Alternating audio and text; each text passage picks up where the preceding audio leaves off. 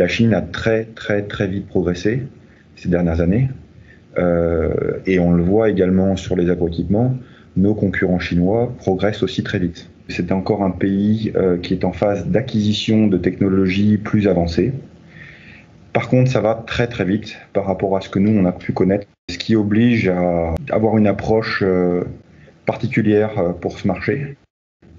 On a vraiment de l'agriculture vivrière, notamment dans le sud, et puis des très grands groupes, des très grandes structures agricoles qui, elles, ont les moyens, la capacité et la volonté d'être beaucoup plus efficaces, beaucoup plus industrialisées comme type d'agriculture. C'est un pays qui acquiert et qui a la volonté d'acquérir de nouvelles machines, puisque ils ne sont pas encore autosuffisants en matière alimentaire, donc pour eux c'est un véritable enjeu. La Chine, c'est aussi, comme je disais, une population qui reste encore rurale, donc il y a de la volonté politique de maintenir les populations et limiter l'exode rural vers les grandes villes, donc de développer les zones rurales. Ça fait partie des piliers principaux de la politique chinoise en matière agricole. La place des machines de Kuhn dans ces agroéquipements, dans ce secteur de l'agroéquipement, est encore assez limitée, mais avec un très fort potentiel. Je m'explique. Limité parce que aujourd'hui notre business model, c'est d'importer des machines qui viennent de nos usines Europe et Amérique du Nord. Et de les commercialiser en Chine. Donc c'est de l'import et de la distribution. La part des machines importées dans la totalité du business des agroéquipements en Chine est encore très marginale, très limitée, même si elle augmente d'année en année. Ce qui veut dire que donc on est encore petit au regard de la totalité du marché agricole, mais si on se concentre que sur le marché actuellement accessible, on est plutôt bon. Et en progression. Non seulement parce que nous, dans l'intérieur de ce segment-là, on progresse, mais en plus de ça, parce que ce segment-là, à l'intérieur du secteur total des agroéquipements en Chine, progresse également. En Chine, on ne vend pas la totalité des gammes Kuhn qui sont fabriquées dans les usines européennes et nord-américaines. On a sélectionné un certain nombre de modèles qu'on souhaitait promouvoir en Chine et qui correspondent au marché. Donc la façon dont on fait du marketing en Chine et en Europe, c'est un peu la même chose.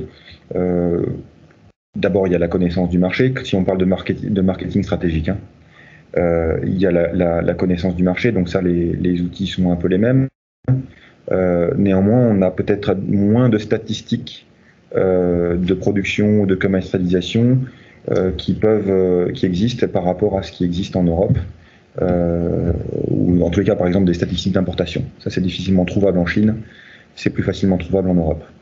Maintenant, au niveau marketing opérationnel, c'est un peu différent. Donc oui, certes, on organise des démonstrations de nos machines, on organise des plans de participation à des salons, on organise des plans de communication sur la marque ou sur nos machines auprès du réseau et des concessionnaires, des clients finaux. Néanmoins, les outils sont différents. Là, on est en train de parler avec Teams parce que Zoom ne passe pas en Chine. En Chine, Facebook, YouTube, c'est pas la peine. Donc, on est obligé d'adapter nos communications à ce qui existe comme réseau local, comme outil local. Donc ici, c'est WeChat, c'est Baidu, c'est les réseaux sociaux chinois, c'est Youku, etc.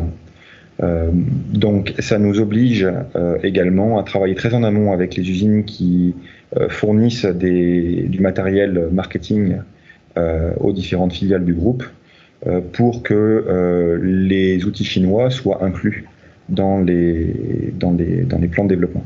Après, la façon dont on a de communiquer avec les Chinois sur les messages qu'on peut dire, qu'on peut véhiculer auprès des clients, auprès du marché, reste assez identique à ce qu'on peut dire en Europe. Néanmoins, on est peut-être plus succinct. Puisque les Chinois sont très gros consommateurs de réseaux sociaux, bien plus qu'en Europe. TikTok, c'est chinois et ça marche pas uniquement chez les adolescents. Ça oblige à faire des formats très courts de vidéos, donc à calibrer, à cibler ton message vraiment sur des points particuliers. Une vidéo de plus d'une minute, personne ne la regardera.